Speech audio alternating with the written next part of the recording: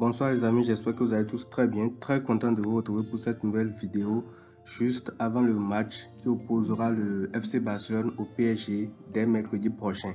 Alors dans cette vidéo là, on va parler des actualités qui sont sorties sur Pedri et Frenkie de Jong concernant leur possible retour, leur possible alignement contre le PSG, titulaire ou pas, etc. Il y a plein d'infos qui sont sorties à ce sujet là en disant qu'ils essaient d'être à 100% pour ce match, qu'il pourrait même avoir des et tout. Donc, on va revenir sur tout ça au cours de cette vidéo. Déjà, avant d'aller plus loin, n'hésitez pas à vous abonner parce que dans quelques jours, il y aura l'avant-match du match contre le PSG et il y aura également le débrief qui va suivre en plus des enchaînements des matchs qu'il y aura.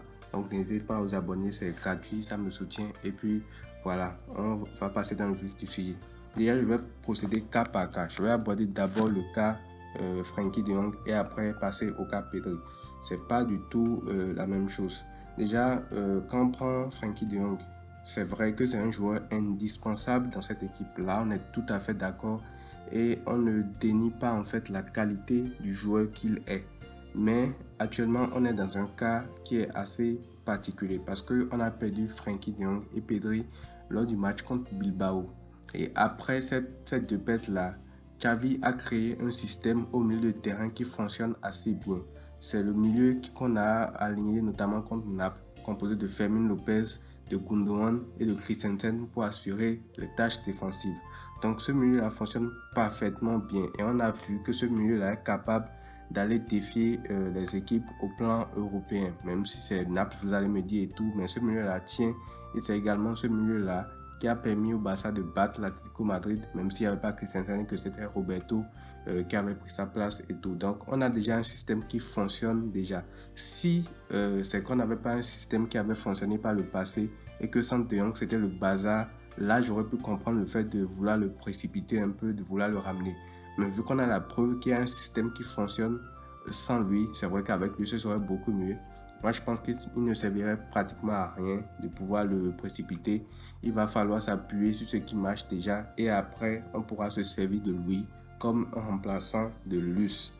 En plus, un argument qui joue un peu en sa défaveur concernant le fait qu'il soit titulaire de suite ou pas, c'est que le Barça, cette semaine, n'a joué aucun match, contrairement au PSG, par exemple, qui a joué beaucoup de matchs. Si c'est que le Barça jouait en Liga cette semaine, par exemple, et qu'il avait joué 20-30 minutes, là, je vous aurais dit d'accord, il a quelques minutes dans les jambes, on peut maintenant le mettre titulaire face au PSG. Mais aligner un joueur comme Frenkie de Jong, qui a joué depuis le match contre Bilbao, qui s'est blessé et qui revient sans avoir eu quelques minutes auparavant, le mettre comme ça de suite titulaire dans un match contre le PSG où il y aura de l'intensité et tout, moi je pense que c'est quand même assez suicidaire et il y a des risques aussi que il soit retouché à nouveau et tout. Donc ça ne sert à rien de précipiter cela. Ce serait mieux de l'intégrer petit à petit. Et puis voilà, imaginez-vous avoir un joueur comme Frenkie de Jong en tant que remplaçant. Il pourrait être également un joker de luxe pour le Barça. Imaginez, je sais pas, à la 70e minute, le match est serré et tout. Et tu peux te permettre de faire sortir Fermin Lopez qui s'est dépensé comme on le sait pendant tout le match. Et tu rentres un joueur comme Frenkie de Jong sur le banc que tu as. C'est totalement fou de penser à ça. Donc je pense qu'il ne servirait pratiquement à rien de le précipiter, si ce n'est qu'aggraver peut-être son cas. Parce qu'il y a des risques de rechute aussi, comme je vous l'ai dit, vu que cette semaine, on n'a pas du tout eu à jouer. Qu'il a joué, ça fait pratiquement un peu plus de 2 mois, je pense, le ramener titulaire dans un match comme ça. Parce qu'il faut oublier que c'est un match de Ligue des Champions où il y aura de l'intensité de suite et tout. Donc, ce serait peut-être suicidaire de le mettre, de se faire tuer dans l'intensité et tout, parce qu'il ne faut pas oublier qu'il joue quand même un poste assez important aussi. Donc voilà pour le cas Frenkie de Jong. On passe maintenant au cas Pedri.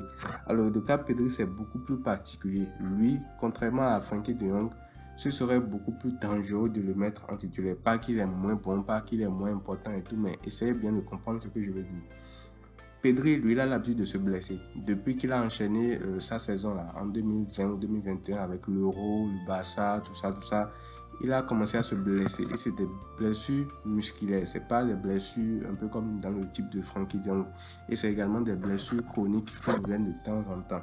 Donc lui, c'est beaucoup plus délicat.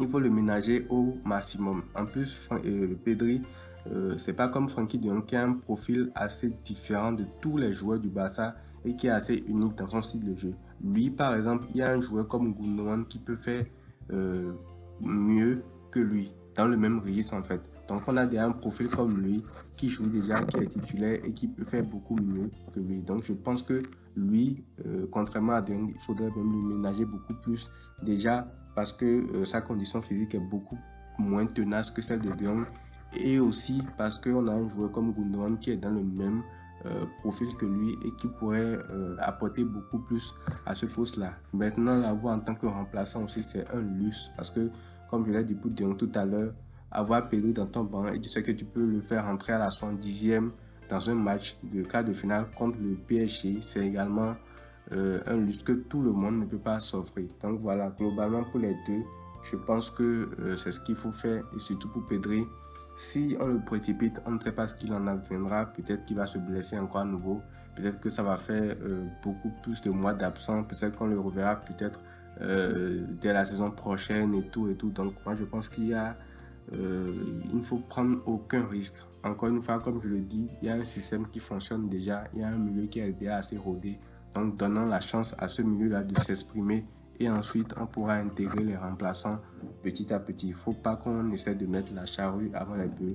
Et je compte sur Xavi pour pouvoir avoir cette clémence-là et pouvoir gérer les trucs un peu comme ça. Donc voilà un peu mon ressenti par rapport à toutes ces actualités qui sont sorties par rapport à Frenkie de Jong, par rapport à Pedri, qui travaille, vous avez là contre le PSG, 100% titulaire ou pas.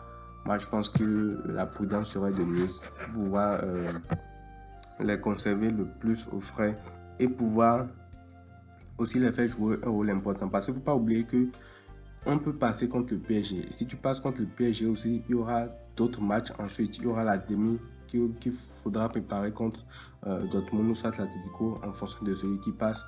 Donc tous ces matchs-là sont quand même des matchs assez importants où on aura besoin également de tout le monde. Donc si on les précipite maintenant et qu'on les perd, ce serait également contre-productif si le Barça passait contre le PSG. Donc voilà un peu mon ressenti par rapport à cette actualité. Dites-moi ce que vous en avez pensé dans les commentaires. Et comme je l'ai dit, n'hésitez pas à vous abonner, à liker la vidéo, à me soutenir et tout. Parce que beaucoup de vidéos arrivent par rapport aux prochaines échéances du Barça, que ce soit en Liga avec le Classico et en Ligue des Champions avec le PSG et voire plus si on passe.